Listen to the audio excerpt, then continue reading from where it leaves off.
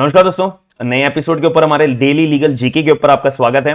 जैसे कि आप लोगों को पता होगा, मैं डेली बेसिस पे आप लोगों के लिए सुबह 10 बजे लीगल जीके प्रोवाइड कराता हूं। So good morning all of you. सुबह 10 बज चुके हैं, आप लोग अपनी कॉपी एंड पेन नोट्स बनाना शुरू हो जाइए। आज हम अपनी टॉपिक को डिस्कस करेंगे, all India judicial services AIJS। याद रखिएगा, आप लोगों को लग रहा होगा कि यार ये AIJS का जो टॉपिक है ये तो थोड़ा सा पुराना है, बट याद रखना ये पुराना आपके मतलब ट्रेंडिंग के हिसाब से है, न्यूज के हिसाब से है, लेकिन आपके एग्जाम पॉइंट ऑफ व्यू से इट इज मोस्ट इंपॉर्टेंट। याद रखिएगा क्यों? क्योंकि आप अभी जुडिशियल एग्जाम जब देने जाओगे, आपका प्रीलिम्स का एग्जाम होगा, मेंस का एग्जाम होगा, इंटरव्यू का एग्जाम होगा, तो आप याद रखिएगा ये जो क्वेश्चन है ना हमारे 2022 के, 2021 के, 2023 के, ये क्वेश्चन सबसे ज्यादा पूछे जाएंगे। आप कोई भी पेपर देने जाते हो तो उसके 1 या 2 साल के आपसे ट्रेंडिंग के क्वेश्चंस जरूर पूछे जाते हैं। ऐसे राइटिंग में आपसे पूछा जाएगा कि AIJS के बारे में आप हमारे को कुछ बताओ, कब एस्टेब्लिशमेंट हुआ, कौन सी लॉ कमीशन की रिपोर्ट के ऊपर इसके अंदर चर्चा करी गई थी, कोई कॉन्स्टिट्यूशन के अंदर हमारे अमेंडमेंट भी करा गया था, AIJS का जिक्र कहां पर करा हुआ है हमारे संविधान के अंदर,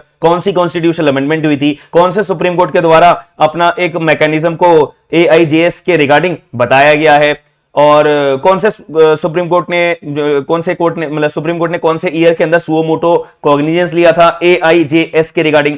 तो जितने भी टॉपिक्स मैं आपको बता रहा हूं ना लीगल जीके में, मैं एक गारंटी के साथ कह सकता हूं, आप पूरे यूट्यूब पे छान मारना, जितने टॉपिक्स मैंने आपको अभी तक मतलब 15 से 17 वीडियोस मेरी होंगी, पूरी यूट्यूब पे आप छान मारना कि लाइन वाइज, सीक्वेंस वाइज 2021 से 22, 22 से 23, और जो अभी ट्रेंडिंग टॉपिक है, और जो हमारे प्रीवियस ईयर्स में 2022 में ट्रेंडिंग टॉपिक जो रहे होंगे, जो हमने स्किप कर दिए थे पढ़ने को, वो मैं आप लोगों को पिक करके इतने थियोरिटिकल वाइज बता रहा हूं, शायद ही आपको कभी ये YouTube पे कोई प्रोवाइड नहीं कराएगा। ये आपको मैं चैलेंज देता हूं इस बात के लिए। तो जितने भी लोग मेरे साथ अपडेट रहना चाहते हैं, तो सभी लोगों को मैं क्लियर बोलूंगा कि इसकी PDF आपको मेरे एप्लीकेशन के ऊपर मिल जाएगी। स्मार्ट एंड लीगल गाइडेंस के नाम से आपको मेरी एप्लीकेशन डाउनलोड करनी है, गूगल प्ले स्टोर के ऊपर मिल जाएगी। और आईफोन यूजर्स है ना, तो आपको माई इंस्टीट्यूट ऐप नाम से एक एप्लीकेशन होगी, वो डाउनलोड कर लेना। फिर आपसे ORG कोड मांगा जाएगा, तो ZPOGS कोड लगा देना, एप्लीकेशन डाउनलोड हो जाएगी। चलो मुद्दे की बात पे आते हैं। तो AIJS all India judicial service की अगर मैं बात करूं, तो यहां पे रिसेंटली ना सेंट्रल गवर्नमेंट ने एक ना बोला है कि भाई देखो, हम जो है ना ऑल इंडिया जुडिशियल सर्विस अपना AIJS को एस्टेब्लिश करना चाहते हैं, तो हमें कर दें दो यार। ठीक है, तो यहां लोअर जुडिशरी का जब हायर जुडिशरी समझिएगा, ठीक है, क्योंकि यहां पे ना AIJS जो है सेंट्रल गवर्नमेंट के द्वारा जो ये जिक्र करा गया है AIJS का एस्टेब्लिशमेंट करने के लिए, ये एक तरह से अपॉइंटमेंट ऑफ एडिशनल डिस्ट्रिक्ट जजेस के लिए करा गया है, डिस्ट्रिक्ट जजेस के लिए करा गया है।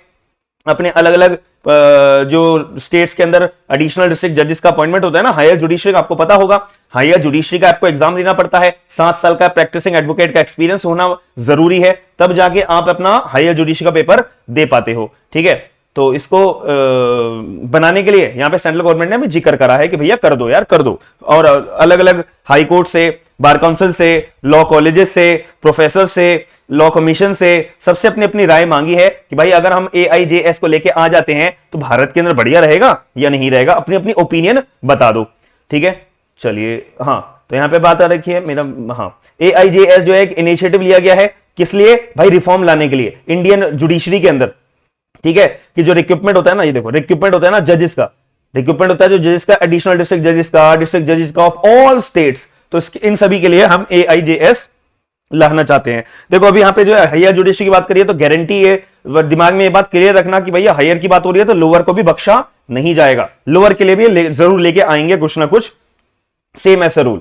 ठीक है, बट अभी इसको लाने के लिए कोई भी चर्चा नहीं है, तो टेंशन दिमाग में मत लेना। बट अपने एग्जाम पॉइंट ऑफ व्यू से इसको ऐसे राइटिंग के पर्सपेक्टिव में, एग्जाम पॉइंट ऑफ व्यू में, प्री के क्वेश्चंस के लिए, मेंस के क्वेश्चन के लिए इन चीजों को ध्यान रखना। तो ये आइडिया जो है ना अपना सेंट्रलाइज जुडिशियल सर्विस का, ये सबसे पहली बार एक ना 14th लॉ कमीशन आई थी हमारे देश में, 14th लॉ कमीशन हमारे देश में आई थी 1958 की रिपोर्ट उन्होंने तैयार करी थी। इन्होंने बोला था कि भाई जुडिशियल एडमिनिस्ट्रेशन के रिफॉर्म के लिए ना AIJS नाम का भी हमें कुछ अपना पहल करनी चाहिए। फिर हमारी जो संविधान के अंदर 42nd अमेंडमेंट हुई, ये बहुत इंपॉर्टेंट है, इसके इंपॉर्टेंट मार्क कर लेना, इसकी PDF आपको मेरी एप्लीकेशन के ऊपर मिल जाएगी, याद रखना। तो 42nd अमेंडमेंट हुई थी, फिर 42nd कॉन्स्टिट्यूशनल अमेंडमेंट हुई थी 1976 के अंदर, भाई इसको मिनी कॉन्स्टिट्यूशन के नाम से भी जाना जाता है, ये मैंने आपको ऑलरेडी पढ़ाई भी थी अमेंडमेंट। ठीक है, तो इसके जब ये 42nd अमेंडमेंट 1976 हुई थी, तो उन्होंने ना आर्टिकल नंबर 312 को अमेंड करा था, आर्टिकल नंबर 312 को अमेंडमेंट कर दिया था। क्या अमेंडमेंट करने के बाद इन्होंने बोला कि भाई ऑल इंडिया सर्विस को ऐड ऑन करो। अब ऑल इंडिया सर्विस को ऐड ऑन करने के बाद यहां पे एक AIJS के कॉन्सेप्ट को भी जोड़ा गया, ऑल इंडिया जुडिशियल सर्विस को, कि जब हम यूपीएससी को अपना IAS ऑफिसर्स, IPS ऑफिसर्स को चुनने की पावर दे रहे हैं तो AIJS जजेस को भी चुनने की पावर एक तरह से यूपीएससी को मिलनी चाहिए। बट उस टाइम पे जजेस के लिए अभी कुछ बोला नहीं गया, जजेस के लिए भी होल्ड कर दिया गया था। फिर जो है अपना IAS का अपना कैडर बन गया था, अपने यूपीएससी का एग्जाम कंडक्ट करवाती है ऑल इंडिया लेवल के लिए। ऐसे ही 42nd अमेंडमेंट 1976 जब आई थी, आर्टिकल नंबर 312 के अंदर अमेंडमेंट करने के बाद अपना ऑल इंडिया सर्विस के अंदर AIJS को ऐड ऑन करने के बाद ये बोला कि भाई जजेस को भी जैसे यूपीएससी IAS को सेलेक्ट करती है वैसे जजेस को भी सेलेक्ट करा जाएगा, ठीक है। बट इंप्लीमेंट नहीं हुआ, अभी याद रखना इंप्लीमेंट नहीं हुआ, अभी बातचीत चल रही है, ठीक है। फिर 2006 के अंदर अगर हम बात करें, हाँ 2006 के अंदर एक पार्लियामेंट्री स्टैंडिंग कमेटी बैठी, उन्होंने जो अपना public grievance law and justice की अपनी 15th रिपोर्ट को पढ़ा कि पैन इंडिया जुडिशियल सर्विस को अगर हम लेकर आए तो कैसा बढ़िया आइडिया रहेगा या बेकार आइडिया रहेगा।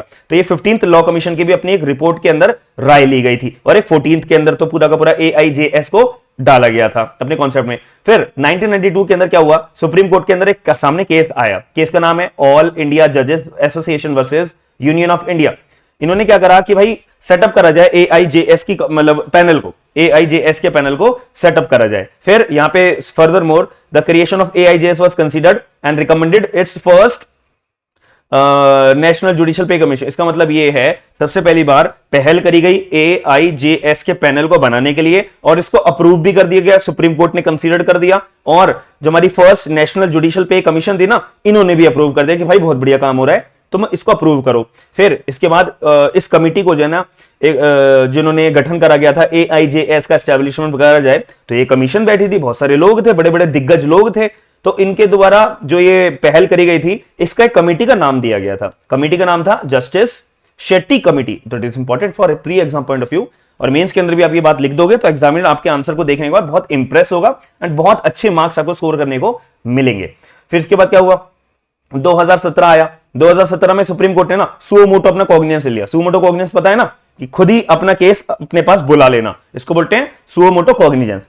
तो यहां पे सुप्रीम कोर्ट ऑफ इंडिया ने 2017 में सुओ मोटो कॉग्निजेंस ले लिया। किस चीज के लिए, on the issue of appointment of district जजेस and mooted a central selection mechanism. तो सुप्रीम कोर्ट ने कहा कि भाई रुको रुको रुको रुको, अभी जो तुम AIJS का पैनल गठन करने के बाद तुम अपॉइंटमेंट ऑफ डिस्ट्रिक्ट जजेस की बात कर रहे हो, तो रुको रुको रुको, इसके ऊपर अभी जो है सेंट्रल सिलेक्शन मैकेनिज्म पे चर्चा होनी चाहिए, राय सबकी निकलनी चाहिए, डिस्कशन होना चाहिए, अपनी मनमर्जी से अभी कुछ नहीं करना। तो यहां पे सुप्रीम कोर्ट ने ये ऑर्डर करा सुओ मोटो कॉग्निजेंस लेने के बाद में। अब हमारे को दिमाग में क्या रखना है कि भाई डिस्ट्रिक्ट जजेस के रिगार्डिंग, एडिशनल डिस्ट्रिक्ट जजेस के रिगार्डिंग ऐसा कोई संविधान के अंदर आर्टिकल है जो बात करता है अपॉइंटमेंट के बारे में या इनकी पावर्स के बारे में? तो यस, अगर हम आर्टिकल नंबर 233 और आर्टिकल नंबर 234 पढ़ते हैं हमारा संविधान के अंदर, तो वहां पे बात करी गई है अपॉइंटमेंट ऑफ डिस्ट्रिक्ट जजेस के लिए और उनके प्लेसेस के लिए कि कौन कौन सी जगह पे इनको अपॉइंटमेंट दी जाएगी, कौन कौन सी जगह इनको अपॉइंटमेंट नहीं दी जाएगी। तो सीधी बात हमारे को ऑल इंडिया जुडिशियल सर्विस को पढ़ने के बाद में, टॉपिक को पढ़ने के बाद में क्या समझ में आया कि सेंट्रल गवर्नमेंट ने अपना AIJS को बनाने के लिए हायर जुडिशरी के जो अपॉइंटमेंट करा जाता है एडिशनल डिस्ट्रिक्ट जजेस का, तो इसको यूनियन लेवल पे लाने की कोशिश करी है। और इसके जो है 14th लॉ कमीशन 1958 के अंदर AIJS का जिक्र भी करा था। फिर हमारी 42nd कॉन्स्टिट्यूशनल अमेंडमेंट एक्ट है 1976 में, तो आर्टिकल नंबर 312 क्लॉज नंबर 1 को अमेंड करके यहां पे ऑल इंडिया सर्विस को ऐड ऑन करा और उसके अंदर जो है AIJS all India judicial service को भी ऐड ऑन करा और एक दर्जा दिया गया कि जैसे IAS को सिलेक्शन होता है वैसे जजेस का होना चाहिए। बट IAS लेवल का अपना अप्रूव हो गया था, लेकिन जजेस को सिलेक्ट करने का ऑल इंडिया कैडर के तौर पे नहीं अप्रूव हुआ था, होल्ड पे डाल दिया था।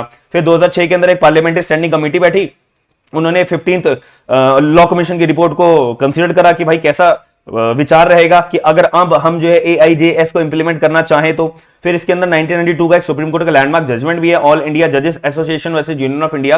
तो सुप्रीम कोर्ट ने यहाँ पे कंसीडर कर दिया था AIJS को बनाने के लिए और यहाँ पे जो फर्स्ट नेशनल जुडिशियल पे कमीशन थी, इन्होंने भी अपना अप्रूव कर दिया कि भाई बहुत बढ़िया काम है। तो इसको जो है एक कमीशन का नाम दिया गया जस्टिस शेट्टी कमीशन, एक नाम से पहचाना गया। फिर 2017 में सुप्रीम कोर्ट ने अपना सुओ मोटो कॉग्निजेंस लिया, ये बोलते हुए कि भाई जो अपॉइंटमेंट की बात कर रहे हो ना डिस्ट्रिक्ट जजेस की, तो उसके पहले अपना सेंट्रल सिलेक्शन मैकेनिज्म की एक राय लेकर आओ, एक यहाँ पे चर्चा करो, उसके बाद अब सोचा जाएगा कि आगे हम इसको अप्रूव करें या ना करें। फिर अपॉइंटमेंट ऑफ डिस्ट्रिक्ट जजेस की बात करी जाए, पावर्स की बात करी जाए, प्लेसेस की बात करी जाए, तो आर्टिकल नंबर 233 एंड 234 हमारे अपॉइंटमेंट ऑफ डिस्ट्रिक्ट जजेस के बारे में बात करता है। तो आपको ये वीडियो के अंदर क्या समझ में आया, कितना बढ़िया लगा, और कुछ लॉजिक वाइज कंटेंट आपका प्रिपेयर हुआ माइंड के अंदर कि अगर मेरे पे ऐसे लिखने के लिए आ गया तो 5-7 पॉइंट 8-10 पॉइंट तो मेरे पास आ गए हैं, इसी से मेरे एक अच्छा क्रीम ऐसे प्रिपेयर हो जाएगा। तो अगर वीडियो पसंद आई है और डेली बेसिस पे आप मेरी लीगल जीके देखते हो या देखना चाहते हो, आगे फर्दर कंटिन्यू मैं करूं या नहीं करूं, तो आपका क्या पॉइंट ऑफ व्यू रहेगा कमेंट बॉक्स के अंदर जरूर बताइएगा। इसकी पीडीएफ आपको मेरी एप्लीकेशन के ऊपर स्मार्ट एंड लीगल गाइडेंस के नाम से आपको मिल जाएगी, याद रखना। तो और दूसरी बात, सबसे इंपॉर्टेंट बात, जितने भी लोग मेरा अपना सीपीसी एंड लिमिटेशन एक्ट का मेरा स्मार्ट एंड लीगल गाइडेंस के ऊपर बैच चल रहा है, तो सैटरडे एंड संडे ये 2 दिन मैं आप लोगों के लिए एक धमाकेदार, एक फाइनल लास्ट कॉल ऑफर लेकर आया हूं, जिसमें जो लोग जुड़ना चाहते हैं 60% डिस्काउंट में उन सभी लोगों को दे रहा हूं। और केवल ये ऑफर केवल 10 या 15 बच्चों तक के लिए अवेलेबल रहेगा। 10 या 15 बच्चे अगर इस लिस्ट में आ जाएंगे, 60% डिस्काउंट अपना अवेल कर लेंगे, तभी तक ये उन लोगों के लिए ऑफर रहेगा, वरना ये ऑफर बंद हो जाएगा और मैं अपना बैच अपना रन चालू हो चुका है। तो जितने लोगों ने ज्वाइन नहीं करा है तो स्मार्ट एंड लीगल गाइडेंस की मेरी एप्लीकेशन आप डाउनलोड कर लीजिए, और ये 60% डिस्काउंट में या 10 या 15 बच्चों को ही केवल मिलेगा। आप उनमें से होंगे या नहीं होंगे ये टाइम बताया जाएगा। तो सुबह 10 बजे ये वीडियो आपको अपलोड हो जाएगी, और ये 60% ऑफर मेरा स्मार्ट एंड लीगल गाइडेंस की एप्लीकेशन के ऊपर आपको प्रोवाइड हो जाएगा, याद रखिएगा। मिलते हैं नेक्स्ट वीडियो के अंदर। थैंक यू, धन्यवाद।